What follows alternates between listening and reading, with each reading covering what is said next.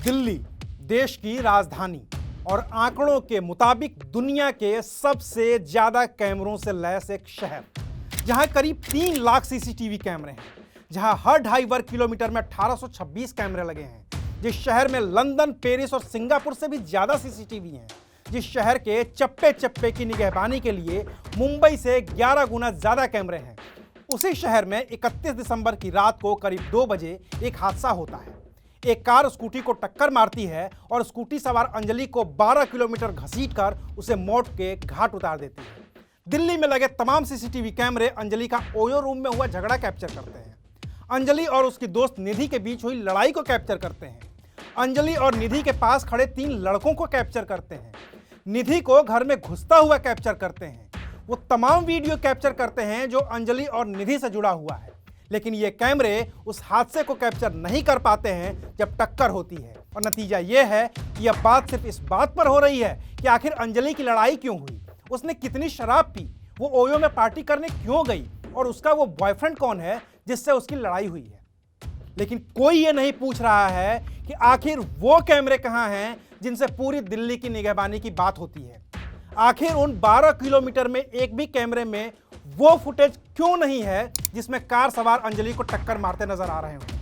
आखिर वो कौन सा सच है जो पुलिस छिपा रही है या छिपाने की कोशिश कर रही है, क्योंकि असल सवाल तो पुलिस से ही है कि जिस 31 दिसंबर की रात को दिल्ली पुलिस का पूरा अमला सड़क पर होने का दावा कर रहा था, जिस दिल्ली पुलिस ने दिल्ली को सुरक्षित होने का दम भरा था, जिस दिल्ली पुलिस ने कहा था कि वो आपकी सेवा में सदैव तत्पर है, वही दिल्ली पुलिस इस हादसे के वक्त या तो खुद पार्टी कर रही थी या फिर पूरी तरह से दिल्ली की सड़क से नदारद थी। तभी तो 12 किलोमीटर तक एक कार एक लड़की को अपने बाएं पहिए में फंसाकर दिल्ली की सड़कों पर रौंदती रही और किसी पुलिस वाले को पता तक नहीं चला।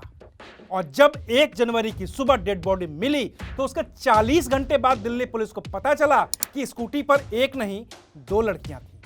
और तब 3 जनवरी की शाम होते होते दिल्ली पुलिस उस लड़की के घर पहुंची जो अंजलि की स्कूटी पर बैठी हुई थी। और उस लड़की निधि के जरिए पुलिस ने खुलासे की शक्ल में यह बताने और जताने की कोशिश की कि अंजलि खुद नशे में थी, उसका अपनी उस दोस्त से झगड़ा हुआ था, उसका अपने बॉयफ्रेंड से झगड़ा हुआ था, वो नशे में स्कूटी चला रही थी और एक ट्रक को स्कूटी से टक्कर मारने जा रही थी। चलिए मान लेते हैं कि यही सच है कि अंजलि शराब पीकर स्कूटी चला रही थी। मान लेते हैं कि यही सच है कि वो लड़की हादसे के बाद इतना डर गई थी कि अंजलि को कार में फंसा देखने के बावजूद अपने घर भाग गई। चलिए मान लेते हैं कि उस लड़की निधि ने मृतका अंजलि के लिए जो कुछ कहा 16 आने सच है। हालांकि ये सिर्फ मान भर लेना है, क्योंकि सीसीटीवी की जो फुटेज सामने आई है और जिसमें निधि अपने घर में घुसते दिख रही है, उस वक्त सीसीटीवी फुटेज में रात के 1:36 ही हो रहे हैं, जबकि हादसा 2 बजे के बाद का है।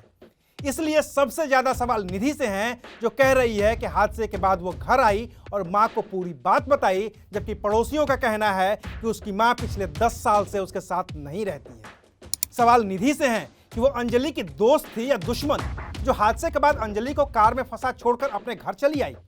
हालांकि सीसीटीवी की टाइमिंग और निधि की बात कतई मैच नहीं कर रही है। अंजलि और निधि रात के 1:16 पर झगड़ती दिख रही है।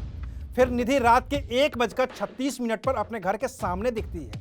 फिर निधि रात के 2:02 पर स्कूटी पर अंजलि के साथ दिखती है। तो इतना तो साफ है कि निधि जो कह रही है सच सिर्फ उतना ही नहीं है। या तो निधि झूठ बोल रही है, या दिल्ली पुलिस, या फिर दिल्ली सरकार के सीसीटीवी कैमरे। लेकिन पुलिस को इस बात से कोई मतलब ही नहीं है। उसे तो निधि मिल गई है और निधि जो कह रही है उसकी बात का भरोसा करके दिल्ली पुलिस अपनी नाकामी छिपाने के लिए अंजलि का ही कैरेक्टर असैसिनेशन कर दे रही है। पुलिस निधि से पूछ भी नहीं रही है कि हादसा 2 बजे हुआ तो निधि 1:30 बजे अपने घर कैसे। रही बात इसकी कि अंजलि ने शराब पी रखी थी, तो पोस्टमार्टम रिपोर्ट में भी तो पता चलता है ना कि अंजलि ने शराब पी रखी थी या नहीं। तो इस बात का जवाब पुलिस के पास क्यों नहीं है? आखिर पुलिस इस बात का जवाब क्यों नहीं दे रही है कि वो हादसे के वक्त या उसके बाद भी कहां थी? आखिर क्यों पुलिस का एक भी अधिकारी ये बताने के लिए तैयार नहीं है कि उन 12 किलोमीटर के इलाके में किस पुलिस वाले की ड्यूटी थी और ड्यूटी में लापरवाही बरतने वाले पुलिस वालों के खिलाफ एक्शन क्या हुआ? क्या जिस इलाके में हादसा हुआ वो राष्ट्रीय राजधानी दिल्ली नहीं बल्कि मंगल ग्रह का इलाका था जहां सीसीटीवी नहीं लग सकते? हादसे के बाद यह कार सुल्तानपुरी, अमन विहार, प्रेमनगर और कंझावाला 4 थाने से गुजरी। 5-6 पीसीआर कॉल भी हुई, 9 पीसीआर वैन लगाई भी गई, लेकिन पुलिस की एक भी गाड़ी उन कार सवार अपराधियों को पकड़ नहीं पाई जिन्होंने एक लड़की को कार में फंसाकर मार दिया।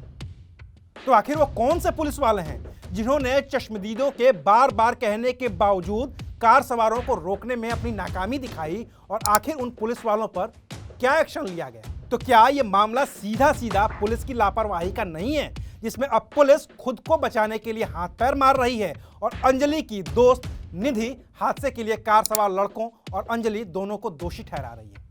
बाकी बात अगर सिर्फ शराब की है और नशे में धुत होने की है, तो कार के जो भी वीडियो सामने आए हैं उसमें चलती कार देखकर कहीं ऐसा नहीं लग रहा है कि ड्राइवर इतने नशे में धुत हों कि वो कार चला ही ना सके। तो सारे सवाल फिलहाल पुलिस से हैं और जवाब भी उन्हीं को देना है।